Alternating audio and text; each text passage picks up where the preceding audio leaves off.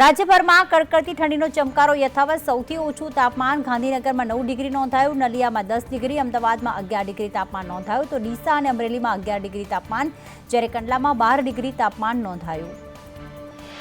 રાજ્યમાં ઠંડી વધતા સુરેન્દ્રનગરમાં 12 ડિગ્રી તાપમાન નોંધાયું, તો રાજકોટમાં 13 ડિગ્રી તાપમાન, વડોદરા અને કેશોદમાં 12 ડિગ્રી તાપમાન, જ્યારે વલસાડ અને સુરતમાં તાપમાન 14 ડિગ્રી, દીવમાં 13 અને ભાવનગરમાં 14 ડિગ્રી તાપમાન નોંધાયું.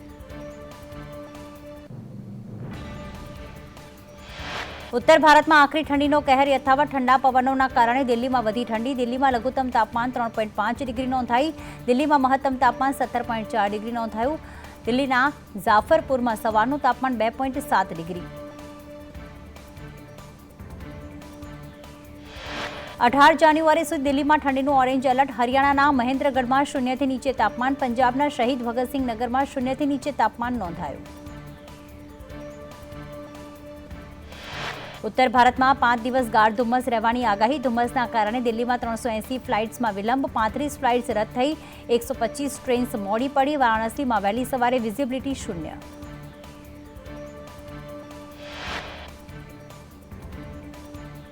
ઉત્તર ભારતમાં હાડગાળથી ઠંડી. ઉત્તર પ્રદેશના મુરાદાબાદમાં ભારે ધુમ્મસની સાથે ઠંડીનો કહેર. મુરાદાબાદ રેલવે પર ધુમ્મસ છવાતા રેલ વ્યવહારને પણ ભારે અસર. અનેક ટ્રેન સમય કરતાં મોડી. તો અમેરિકાના વોશિંગ્ટનમાં ભારે બરફવર્ષા થઈ. આર્કટિક મહાસાગરમાં ભારે બરફવર્ષા થતાં ઠંડીમાં વધારો થયો.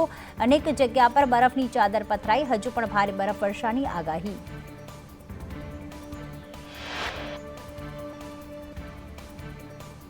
અમેરિકા અને બ્રિટનમાં બરફનું ભીષણ તોફાન. અમેરિકામાં બરફવર્ષામાં 7 લોકોના મોત થયા, જ્યારે 3000 ફ્લાઇટ્સ રદ કરવામાં આવી. તો 80% અમેરિકામાં તાપમાન 0ની નીચે. અમેરિકામાં 14 કરોડ લોકો ઠંડીમાં ઠૂંઠવાયા. અમેરિકાના પૂર્વીય મોન્ટાનામાં -50 ડિગ્રી તાપમાન. તાપમાન 0થી નીચે જતા અમેરિકામાં તમામ સ્કૂલ બંધ. 1 લાખથી વધુ ઘર, ઓફિસ વીજળીથી વંચિત. અનેક સ્થળે 1 થી 4 ઇંચ સુધી બરફના થર જામ્યા. તો બ્રિટનમાં અનેક સ્થળે 1.5 ફૂટ જેટલો બરફ પડ્યો. સ્કોટલેન્ડમાં 100થી વધુ સ્કૂલોમાં રજા જાહેર. આર્કટિક બ્લાસ્ટના બરફના તોફાનની અસર. 24 કલાકમાં તાપમાન માઇનસમાં સરક્યું. ચારે તરફ બરફના થર જામ્યા. તો મુખ્યમંત્રી ભૂપેન્દ્ર પટેલની અધ્યક્ષતામાં કેબિનેટની બેઠક. વિધાનસભાના બજેટ સત્રની તૈયારીઓની સમીક્ષા કરાશે. બજેટમાં વિવિધ વિભાગોની યોજના અંગે ચર્ચા કરાશે. 18 જાન્યુઆરીથી શરૂ થતી વન યાત્રા સંદર્ભે ચર્ચા થશે.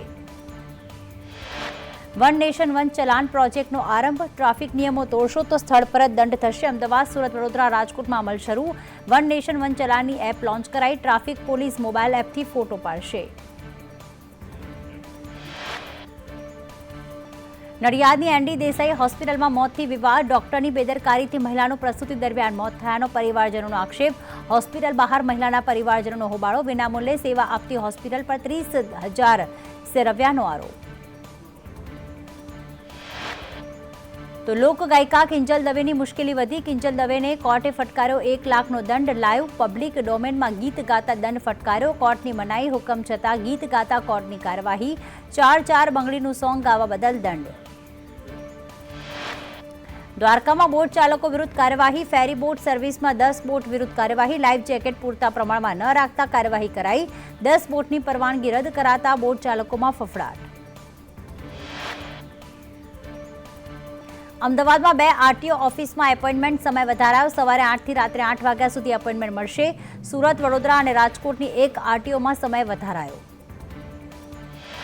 જામનગરની એમપી શાહ મેડિકલ કોલેજમાં ફૂડ બિલનો વિવાદ. મેડિકલ વિભાગના જુનિયર સિનિયર્સનું ફૂડ બિલ ચૂકવતા હોવાનું સામે આવ્યું. સિનિયર્સનું લાખો રૂપિયાનું બિલ ચૂકવ્યાનો સ્ક્રીનશોટ સામે આવ્યો. કોલેજમાં અલગ પ્રકારનું રેગિંગ.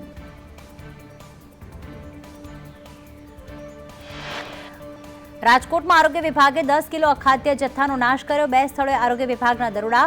શ્રીનાથજી ફૂડમાં 4 કિલો વાસી અને સડેલા બટાટા મળ્યા.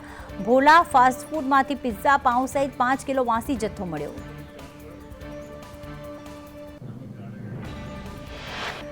તો મોરબીના હળવદમાં મારામારીનો બનાવ. હત્યામાં પલટાયો. સેન્ટરિંગ કામ કરતા શખ્સે 3 ભાઈઓ પર હુમલો કર્યો હતો. જીવલેણ હુમલો કરતા 3ને સારવાર માટે ખસેડવામાં આવ્યા. સારવાર દરમિયાન રવિ સોનાગરાનું મોત થયું. સુરતમાં અઠવા લાઇન્સ પોલીસની પીસીઆર પર હુમલો, નશેડી યુવકે પથ્થરમારો કરી હુમલો કર્યો. યુવકે પીસીઆર વાનના કાચ તોડી નાખ્યા. પોલીસે રાહુલ નામના નશેડી યુવકની અટકાયત કરી. સુરતમાં ઢોર પકડવા ગયેલી ટીમ પર પશુપાલકોનો હુમલો, એક કર્મચારીને માથાના ભાગે ઈજા પહોંચી. પાંડેસરા પોલીસે ઘટના સ્થળે પહોંચી કાર્યવાહી હાથ ધરી.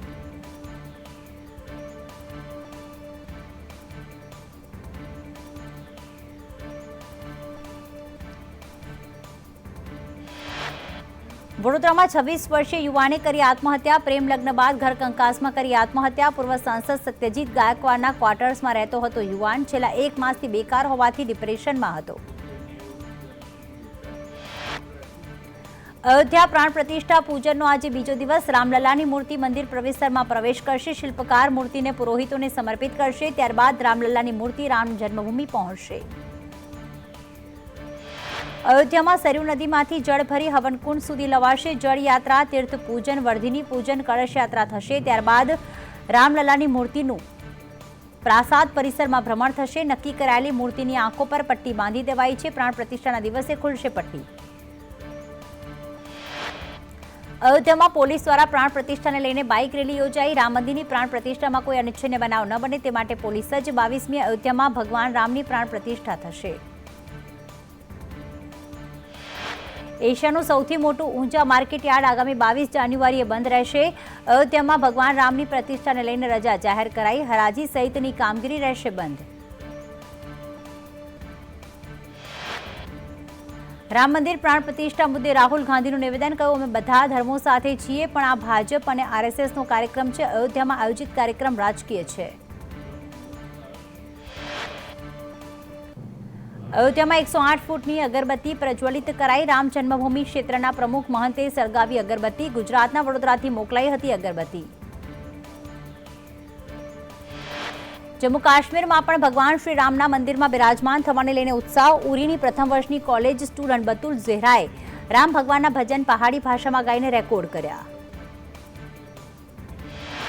રામ મંદિર પ્રાણ પ્રતિષ્ઠાને લઈને જોરશોરથી તૈયારીઓ. ગર્ભગૃહમાં સોનાના દ્વારનું કામકાજ પૂર્ણ. નીચેના માળે તમામ સોનાના દ્વારનું કામકાજ પૂર્ણ. શ્રી રામ જન્મભૂમિ તીર્થ ક્ષેત્રે શેર કરી તસવીર. અયોધ્યામાં અભિનેત્રી હેમા માલિની કરશે પરફોર્મન્સ. 17મી જાન્યુઆરીએ હેમા માલિની રામાયણ પર આધારિત નૃત્ય નાટકની પ્રસ્તુતિ કરશે. મહોત્સવમાં અનેક ફિલ્મ સ્ટાર્સને આમંત્રણ મોકલાયું. કોંગ્રેસના નેતાઓ ભગવાન શ્રી રામના શરણે. અયોધ્યામાં સરયુ નદીમાં લગાવી ડૂબકી. યુપી કોંગ્રેસના પ્રમુખ અજય રાયે કર્યું સ્નાન. અવિનાશ પાંડે, દીપેન્દ્ર હુડ્ડાએ પણ લગાવી ડૂબકી. અયોધ્યા પ્રાણ પ્રતિષ્ઠાનો ઉત્સાહ નર્મદાના કેવડિયામાં જોવા મળ્યો. વાર્ષિક સંમેલનમાં વાતાવરણ રામમય બન્યું. બાળકોએ રામ, સીતા, લક્ષ્મણ, હનુમાનજીનો વેશ ધારણ કર્યો. રાજકોટમાં વિરાણી હાઈસ્કૂલના મેદાનમાં રામ નગરી બનાવાઈ. 5 દિવસ સુધી સતત કાર્યક્રમનું આયોજન. શ્રી રામની શોભાયાત્રા પણ નીકળશે. અયોધ્યા પ્રાણ પ્રતિષ્ઠાનું લાઈવ ટેલિકાસ્ટ પણ યોજાશે. અયોધ્યામાં રામલલ્લા મંદિરમાં અનુષ્ઠાનનો પ્રારંભ. અમદાવાદના રામ મંદિરોમાં છવાયું ભક્તિમય વાતાવરણ. પાલડીના ફતેપુરામાં રામ મંદિરના મહંતે કર્યા અનુષ્ઠાન. અખંડ રામાયણના પાઠનું રામજી મંદિરમાં આયોજન. રાજકોટની સ્કૂલોમાં પ્રાણ પ્રતિષ્ઠાને લઈને ઉત્સાહ. સ્કૂલમાં ભગવાન શ્રી રામની રંગોળી બનાવાઈ. શિક્ષકોએ તૈયાર કરી ભગવાન શ્રી રામની રંગોળી. નાના ભૂલકાઓ જય શ્રી રામ બોલીને પુરાવી રહ્યા છે હાજરી. પ્રાણ પ્રતિષ્ઠાને લઈને સુરતના યુવાનોમાં ઉત્સાહ. રામ મંદિરની થીમ ઉપર મોંઘી કાર શણગારી. યુવક ગાડી લઈને 1400 કિલોમીટર કાપી અયોધ્યા જશે. પ્રાણ પ્રતિષ્ઠા મહોત્સવમાં આપશે હાજરી. પીએમ નરેન્દ્ર મોદી કેરળની મુલાકાતે. પીએમ મોદીએ ગુરુવયુર મંદિરમાં પૂજા કરી. પીએમ મોદીના હસ્તે અનેક નવી પરિયોજનાઓનું ઉદ્ઘાટન. 4000 કરોડના વિવિધ પ્રોજેક્ટ્સનું લોકાર્પણ.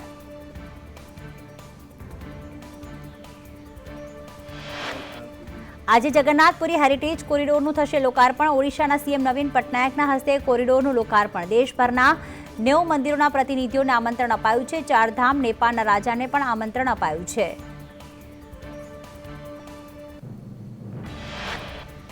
જગન્નાથપુરી મંદિરની બહારની દિવાલની ચારે તરફ કોરિડોર બનાવાયો. 75 મીટર પહોળો પરિક્રમા માર્ગ તૈયાર કરાયો. 2 કિલોમીટરમાં શ્રી મંદિર પરિક્રમા પથનું નિર્માણ કરાયું.